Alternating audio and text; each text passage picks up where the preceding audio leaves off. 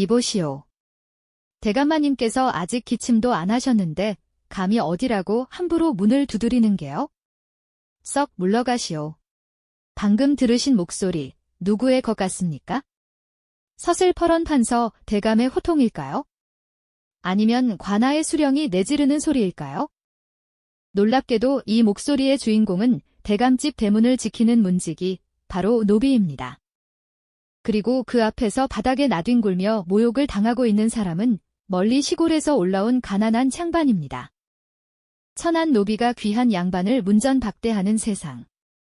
상식적으로는 이해하기 힘든 이 장면이 조선시대 한양에서는 특히 권세가 몰려있던 북촌에서는 매일같이 벌어지는 일상이었습니다. 우리는 흔히 노비라고 하면 그저 매 맞고 굶주리며 밭을 가는 불쌍한 사람들만을 떠올립니다. 하지만 당대 사람들이 남긴 기록을 바탕으로 조선의 현실을 들여다보면 노비의 세상은 그렇게 단순하지 않습니다. 어떤 노비는 주인의 권세를 등에 업고 남부럽지 않은 호사를 누렸고 어떤 노비는 주인과 함께 굶어 죽을 위기에 처했습니다. 도대체 무엇이 이들의 운명을 갈랐을까요? 오늘의 이야기는 바로 이 질문에서 시작됩니다. 조선시대 노비의 삶은 신분보다 줄이 더 중요했을까? 잔인하지만 그렇습니다. 신분제의 껍데기는 남아있었지만 삶의 질을 결정한 건 내 주인의 권력과 재력이었습니다. 그런데 여러분, 이 말을 진짜로 피부에 꽂히게 하려면 설명이 아니라 하루를 보여드려야 합니다. 그래서 지금부터는 대감집 노비의 하루를 한 사람의 시선으로 따라가 보겠습니다. 여기서 잠깐 안내 말씀드립니다. 오늘 들려드릴 장면들은 특정 인물 하나의 전기가 아니라 당대 기록들에 반복적으로 등장하는 관행과 풍경을 바탕으로 그럴 수밖에 없었던 하루를 재구성한 이야기입니다. 자, 그럼 대감집 대문을 열고 들어가 보겠습니다. 새벽입니다. 아직 하늘이 검습니다. 행랑채 끝방. 집 냄새와 젖은 나무 냄새, 오래된 옷의 훈내가 뒤섞인 공기. 대감집 솔거노비 돌쇠는 눈을 뜨자마자 눈으로 세상을 보지 않습니다. 귀부터 엽니다. 오늘 하루의 운명은 닭 울음이 아니라 사랑채 쪽에서 들려오는 기침에 달려있기 때문입니다. 기침이 짧게 나오면 오늘은 조심. 기침이 길게 끌리면 더 조심. 대감의 기분을 맞추는 건 말재주가 아니라 계보입니다. 돌쇠는 바로 일어나 물동이를 듭니다. 그런데 여기서부터가 함정입니다. 물을 깃는 것도 순서가 있습니다. 서열입니다. 고참 무수리가 눈을 흘기며 말합니다. 너 아직 물뜰 급 아니야? 이 한마디면 하루가 끝장납니다. 대감집에서 지은 노동이지만 동시에 자리입니다. 자리에서 밀려난다는 건 밥줄에서 밀려난다는 뜻이니까요. 돌쇠는 입을 다뭅니다. 그리고 가장 빠른 길로 움직입니다. 대감집에서 살아남는 법은 잘하는 것보다 걸리지 않는 것입니다. 해가 뜨기 전 행랑채가 갑자기 조용해집니다. 청지기가 깨어났다는 신호입니다. 이 집의 노비들 사이에서 진짜 권력은 대감이 아니라 청지기에게서 흐를 때가 많습니다. 청지기는 곳간 열쇠를 쥐고 사람을 배치하고 관할을 드나들고 대감에게 들어가는 말의 순서를 정합니다. 돌쇠가 청지기 앞에 서자 목이 바짝 마릅니다. 청지기가 툭 던집니다. 오늘은 대문. 대문은 좋은 자리입니다. 대문은 밖의 세상과 맞닿은 자리이고 돈 냄새가 나는 자리입니다. 하지만 동시에 가장 위험한 자리입니다. 대문에서 무슨 일이든 터지면 제일 먼저 맞는 건 대문지기입니다. 소들 대문 앞. 아침부터 도포 자락이 보입니다. 지방에서 올라온 선비가 문 앞에서 멈춥니다. 선비는 예를 갖춰 말합니다. 대감마님께 문안 올리러 왔습니다. 돌쇠는 정해진 대사를 읊습니다. 출타. 그런데 안에서 인기척이 들립니다. 선비도 압니다. 이 출타는 사실이 아니라 신호라는 거려. 선비는 잠시 망설이다가 소매춤에서 엽전 봉투를 꺼내 돌쇠 손에 살짝 얹습니다. 그 순간 세상이 바뀝니다. 돌쇠가 세상을 바꾼 게 아닙니다. 대감에게 가는 문을 돌쇠가 잡고 있기 때문입니다. 돌쇠는 봉투를 받아도 위험하고 안 받아도 위험합니다. 받으면 청지기에게 보고해야 하고 안 받으면 다음 손님이 너 왜 이렇게 뻣뻣하냐고 끝까지 물고 늘어질 겁니다. 돌쇠는 아주 조심스럽게 봉투를 안쪽으로 넘기고 말합니다. 청지기 어른께 손님 왔다 전해라. 선비가 대감을 만나러 온 걸까요? 아닙니다. 대감에게 닿는 통로를 만나러 온 겁니다. 잠시 후 이번엔 시장 상인이 들어옵니다. 비단 한 피를 들고 와서 말하죠. 오늘은 특별히 싸게. 여러분, 이 비단은 단순한 물건이 아닙니다. 비단은 줄입니다. 비단은 선물이 아니라 약속입니다. 대감집 문턱을 넘는 순간 물건은 권력이 되고 권력은 다시 돈이 됩니다. 정오 무렵 돌쇠가 행랑채로 돌아오면 진짜 지옥이 시작됩니다. 대문 밖에서는 양반이 고개를 숙이지만 행랑채 안에서는 돌쇠도 말단일 뿐입니다. 누가 나를 싫어하면 내일은 장작패기입니다. 누가 나를 찍으면 한겨울 물깃기입니다. 그래서 행랑채는 늘 조용합니다. 조용한데 살벌합니다. 고참 노비가 낮은 목소리로 묻습니다. 오늘 대문에서 들어온 봉투, 청지기한테 갔지? 돌쇠는 대답을 잘못하면 끝입니다. 돌쇠는 최대한 중립적인 얼굴로 말합니다. 그저 전해드렸습니다. 점심이 되면 부엌에서 밥냄새가 올라옵니다. 대감집 밥상은 화려하지만 돌쇠에게 내려오는 건 남은 밥이 아닙니다. 서열에 따라 나뉘는 목입니다. 찬모가 말합니다. 이건 사랑채, 이건 안채. 행랑채는 여기. 그 여기가 누군가의 하루를 결정합니다. 돌쇠는 밥을 먹다가 옆에 앉은 어린 애종의 손을 봅니다. 불을 떼다 대인 손이 벗겨져 있습니다. 애종이 씩 웃습니다. 아범, 오늘 대문이었죠? 돌쇠는 잠깐 멈칫합니다. 대문은 좋았지만 동시에 위험했습니다. 애종의 눈에는 그게 꿈이고 출세길입니다. 하지만 돌쇠는 압니다. 이 집에서 꿈은 곧 함정일 수 있다는 거려. 오후가 되면 청지기가 돌쇠를 부릅니다. 관아 다녀와. 관아. 여기서부터 웃음이 사라집니다. 돌쇠는 대감집 문서를 품에 넣고 뛰어갑니다. 종이 한 장이 돌쇠를 살리기도 하고 죽이기도 합니다. 관아의 아전이 문서를 보고 눈썹을 올립니다. 어디 댁? 돌쇠는 낮게 말합니다. 대감댁. 그 순간 공기가 달라집니다. 아전의 목소리가 한 톤 내려갑니다. 여러분, 이게 바로 호가호위의 맛입니다. 돌쇠가 강해서가 아니라 돌쇠 뒤의 이름이 무서워서 세상이 한 발 비키는 겁니다. 하지만 이 빌린 힘은 달콤한 만큼 잔인합니다. 조금만 삐끗하면 빌려준 사람은 멀쩡하고 빌린 사람이 먼저 부서집니다. 돌쇠가 돌아오면 청지기가 조용히 묻습니다. 얼마 받았냐? 돌쇠의 등골이 서늘해집니다. 아, 그렇습니다. 이 집의 많은 청탁과 돈은 대감이 직접 받는 게 아니라 그 앞단에서 청지기와 상급 노비들이 먼저 걸러먹는 구조가 되기도 했습니다.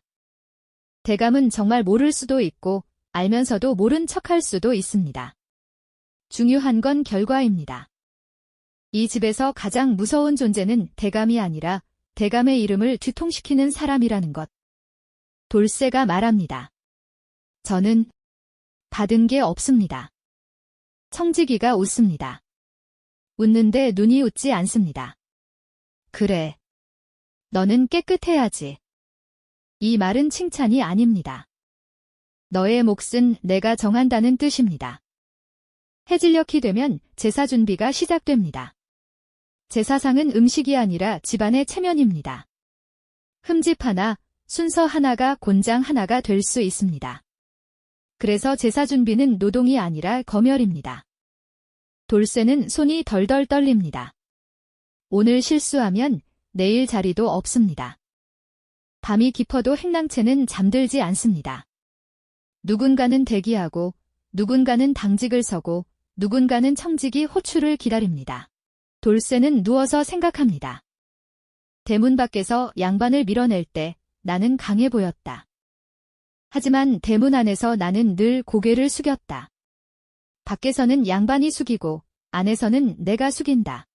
이 집에서 고개를 들 수 있는 사람은 대감보다 청지기일 때가 더 많다. 돌쇠는 마지막으로 내일을 위한 기도를 합니다. 내일은 기침이 짧았으면. 자, 여러분. 이게 대감집 노비의 하루입니다. 겉으로는 위세를 떨치지만 속은 서열과 눈치와 위험이 뒤섞인 하루. 그리고 이 하루를 가능하게 만든 건 오직 하나, 줄이었습니다. 대감집 노비에게 주인은 착취자이면서도 동시에 세상을 버티게 해주는 확실한 보호막이었습니다. 반면 가난한 집 노비에게 주인은 보호막이 아니라 짐이었습니다. 내가 번 돈으로 나 하나 먹고 살기도 힘든데 체면만 차리는 주인 식구까지 먹여 살려야 하는 운명. 여기서부터 이야기는 조용해지고 감정은 깊어집니다. 몰락한 양반집을 떠올려 보십시오. 도포는 있지만 쌀이 없습니다. 갓은 있지만 장작이 없습니다. 바람이 들이치는 초가의 틈새로 겨울이 그대로 들어옵니다. 상전은 방 안에 앉아 글을 읽습니다. 게을러서가 아닙니다. 밖에 나가 노동을 하는 순간 그 집안이 마지막으로 붙잡고 있던 장반이라는 껍데기마저 무너져 내리기 때문입니다. 그런데 껍데기는 배를 채워주지 않습니다. 그래서 누군가는 움직여야 합니다. 그 누군가가 노비입니다. 가난한 집 노비는 새벽부터 장터로 나가 집신을 삼고 삭시를 하고 품삯을 받아옵니다. 오늘 벌이가 없으면 그날 밤 상전도 굶습니다. 이쯤 되면 누가 주인이고 누가 종인지 헷갈릴 정도입니다. 어느 겨울밤 노비가 문을 열고 들어옵니다. 손에 쥔 건 쌀 몇 줌과 말린 생선 한 마리. 눈은 벌겋게 얼어있고 발은 젖어 있습니다. 그런데 상전이 먼저 묻습니다. 춥지 않느냐? 그 말은 다정함이 아니라 공포입니다. 내일도 나가주겠느냐? 나를 버리지 말아주겠느냐? 상전은 본능적으로 압니다. 이 집에서 쌀자루를 쥔 건 자신이 아니라 노비라는 거려.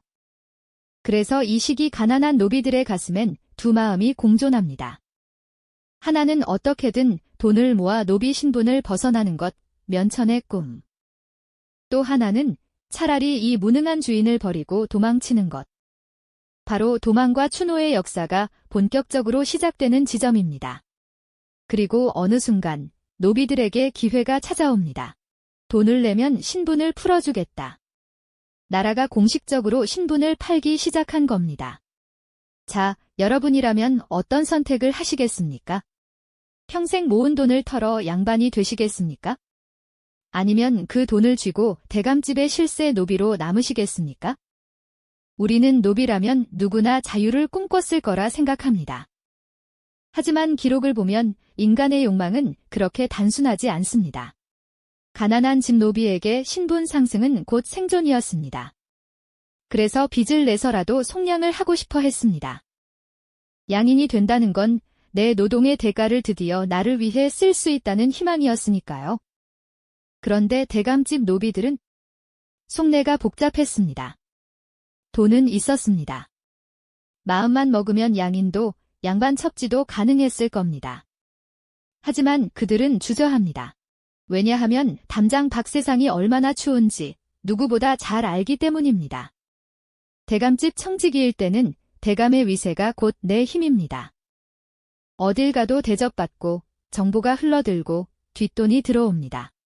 그런데 면천을 하는 순간 그 모든 특권은 신기루처럼 사라집니다. 대감마님이라는 배경이 사라진 나는 그저 세금 내고 군역 부담을 지는 힘없는 백성이 됩니다. 그래서 기묘한 현상이 벌어집니다. 법적으로는 면천했지만 여전히 대감집 행랑채에 머물며 노비 노릇을 자처하는 이들이 생겨납니다. 자유민이 되어 자식에게 양인 신분을 물려주되 자신은 대감집 네트워크와 권력을 계속 이용하는 선택. 충성심이 아니라 가장 남는 장사였던 겁니다. 조선 후기로 갈수록 신분제는 껍데기만 남습니다. 양반수는 늘어나는데 벼슬자리는 한정되고 경제는 흔들립니다. 양반이라는 타이틀이 밥을 먹여주지 못하는 시대. 오히려 줄 잘 선 노비가 굶주린 양반보다 낫다는 현실이 증명되는 시대. 중요한 건 족보의 풍계가 아니라 현실에서 줄 수 있는 권력의 크기라는 사실을 사람들은 본능적으로 깨달았던 것입니다. 하지만 여러분, 영원한 건 없습니다. 1894년 갑오개혁으로 신분제가 법적으로 폐지됩니다. 이제부터 반상의 구별을 없애고 노비 매매를 금지한다. 명령이 떨어졌습니다. 그날 이후 모든 노비가 만세를 부르며 문서를 찍고 대문을 박차고 나갔을까요? 역사의 현장은 생각보다 조용했고 동시에 더 혼란스러웠습니다. 법적으로는 자유인이 됐지만 당장 대문 밖으로 나가면 잘 곳도 먹을 것도 없었습니다. 평생 주인이 주는 밥을 먹고 주인이 시키는 일만 하던 사람들에게 갑작스러운 자유는 축복이 아니라 공포였을지도 모릅니다. 그래서 개혁 이후에도 대감집에 남는 이들이 꽤 있었습니다. 호칭만 김서방으로 바뀌었을 뿐 하는 일은 비슷했습니다. 이름뿐인 해방이었던 셈입니다. 그런데 진짜 변화는 밖에서부터 밀려옵니다. 나라가 기울고 일제강점기가 시작되며 왕조가 무너집니다. 벼슬이 사라지고 토지조사로 땅이 흔들리고 위세 등등하던 대감마님 가문도 급격히 몰락합니다. 그때야 비로소 대감집 담장 안에 머물던 사람들도 깨닫습니다. 자신들을 지켜주던 거대한 우산이 구멍 뚫린 낡은 지붕에 불과하다는 사실을요. 그리고 이 격변 속에서 운명의 역전이 벌어지기도 합니다. 주인만 믿고 아무 준비 없이 안주했던 이들은 몰락하는 주인과 함께 도시 빈민으로 전락합니다.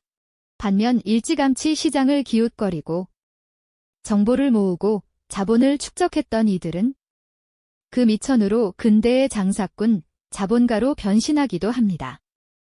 심지어 망한 대감집 자제가 먹고 살 길이 막막해져 옛날 자기 집 청직이었던 사람이 차린 상점에 취직해 머리를 조아리는 풍경까지 전해집니다. 누구의 줄을 잡느냐가 중요했던 조선이 누가 돈을 버느냐가 중요한 근대로 냉혹하게 바뀌어버린 겁니다. 자, 다시 처음 질문으로 돌아가겠습니다. 조선시대 노비의 삶은 신분보다 누구 집주를 잡았느냐가 더 중요했을까? 우리는 오늘 확인했습니다. 그 말은 사실이었습니다. 하지만 동시에 그 줄이 얼마나 허망한지도 목격했습니다. 영원할 것 같던 대감집의 권세도 시대의 파도 앞에선 한순간에 무너졌으니까요.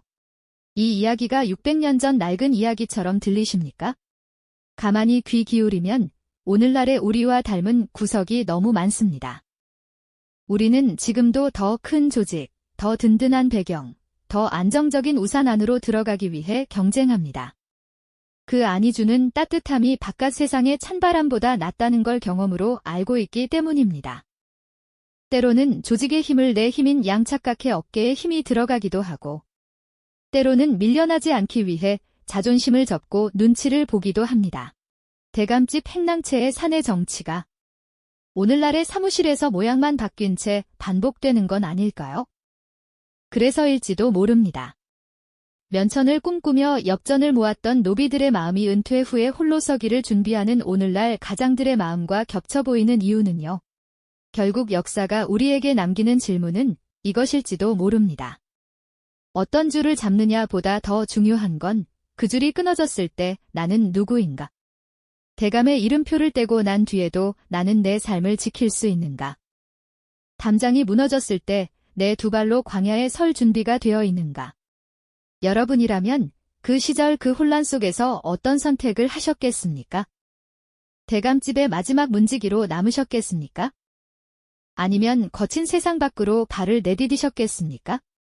오늘 이야기 속 그들의 고단했던 하루가 지금 이 순간을 버티는 여러분의 하루에 작은 위로와 성찰이 되었기를 바랍니다. 댓글로 오늘 가장 인상 깊었던 장면, 그리고 다음에 다뤘으면 하는 주제를 하나 남겨주세요. 공유 한 번만 해주셔도 제작에 정말 큰 힘이 됩니다. 지금까지 귀로 읽는 역사책이었습니다. 다음 시간에는 더 유익한 역사로 돌아오겠습니다.